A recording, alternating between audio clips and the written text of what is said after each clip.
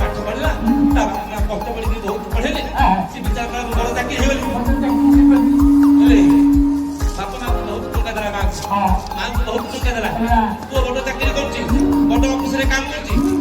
କିନ୍ତୁ ମାଙ୍କୁ ନେଇକି ସେବା କରୁନି ଟଙ୍କା ଦଉଛି ଦିନେ ଛୁଟିକିରି ଆସିଛନ୍ତି ଘରେ ପୁଅ ବହୁତ ପାଠ ପଢିଲା ଚାକିରି କଲୁ ବଡ ଚାକିରି କଲୁ ବହୁତ ଟଙ୍କା ଦେଲୁ ଟଙ୍କା ପଇସା ମୁଁ କଣ କରିବି ମୁଁ ଚାହୁଁଛି ତୋ ପାଖରେ ଟିକେ ସମୟ ଧନ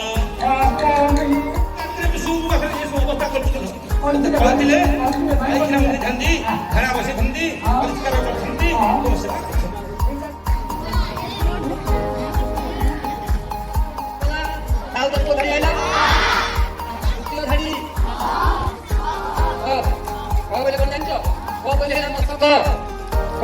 ମସ୍ତକ ଏ ମୁଣ୍ଡା ଯଦି ଦିମାଗ ଅଛି ତାହେଲେ କିଛି କହିପାରିବ କହିଲେ ମସ୍ତକ ମୁଁ କୋଉଠୁ ଆରମ୍ଭ କଲି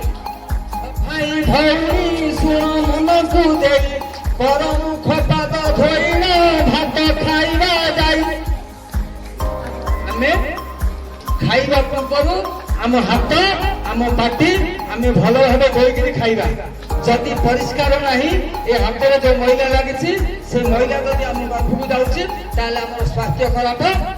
ପତର ଘର ପାଖେ ନ ରଖ ଫଣା କରି ଖଣ୍ଡେ ଦୂରରେ ନେଇ ଖାତରେ ପୋତ ଆସିଲା